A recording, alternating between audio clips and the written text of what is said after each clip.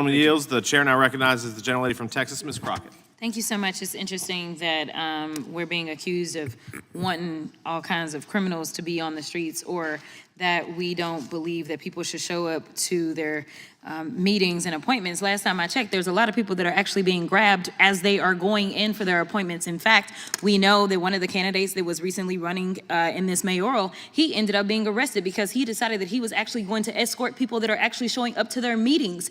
Or we know that the Pope, yes, the Pope himself, decided that the church may need to have people that are going to escort people as they're going into their meetings. Because the reality is that what they are claiming what they want to do versus what they're actually doing, the actions don't match up. And while we are supposed to be talking about visas, somehow we continue to cherry pick and talk about one criminal act and another criminal act. And it is so very interesting to me that, yes, we will say people are xenophobic, because when you start to decide that just because somebody came from another country, they are automatically some kind of criminal, that does sound kind of xenophobic to me, because you are using a paintbrush to paint an entire group of people where the vast majority of them are coming here because they are actually seeking a better life.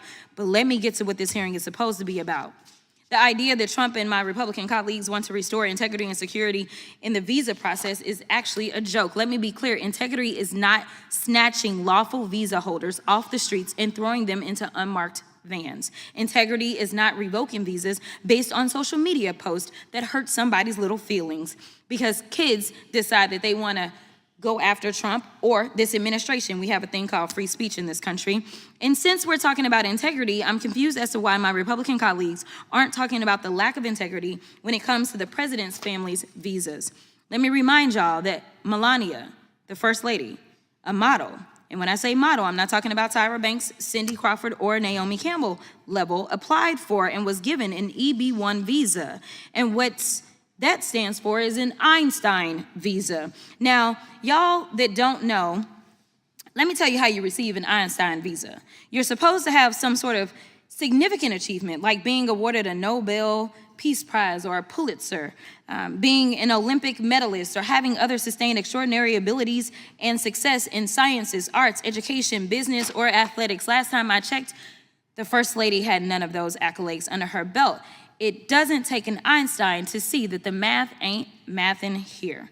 Nevertheless, what Republicans are doing with this reconciliation process, the travel bans and revoking visas, jeopardizes our national security. It threatens our communities, our higher education, and our economy. Visas like the largely vetted J visas for higher education and M visas for trade, training, attract the next innovators, medical providers, researchers, and educators that we need to build on American success. I'm not gonna mess up your name, so I'm not doing that. But I'm with you, okay? In your experience, do individuals on J or M visas typically improve or impair our economy? They generally improve the economy, and I can give a brief example. My wife is a very successful woman. She makes a ton of money, which I'm grateful for. And the reason why we're able to do that while having 3 children is because of the au pair visa, somebody who is here on a J. Okay. Who is here and able to supply this for us. But I also want to defend Melania real quick. Not everybody could marry Donald Trump, and I think that's quite an achievement. So I think she deserves credit for that. Nobody up here could have done it. You sure right, I couldn't do it. But anyway, in fact, J visa holders contribute $43.8 billion to the U.S. economy and support more than 300,000 jobs.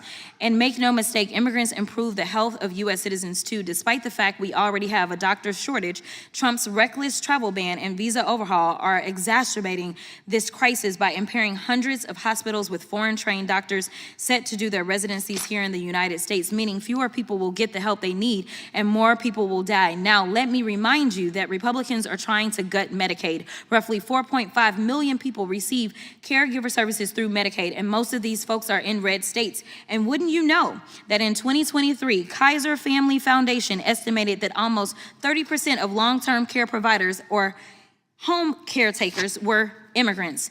It's like Republicans want Americans to suffer. Now, Republicans say visas make us less secure, but let's talk about how visas given to victims of crimes like rape, murder, human trafficking, torture, abduction, kidnapping, to help law enforcement with their investigation or prosecutions of these crimes. These folks are risking their own security for broader safety of Americans and our communities. Thank you so much. I will yield.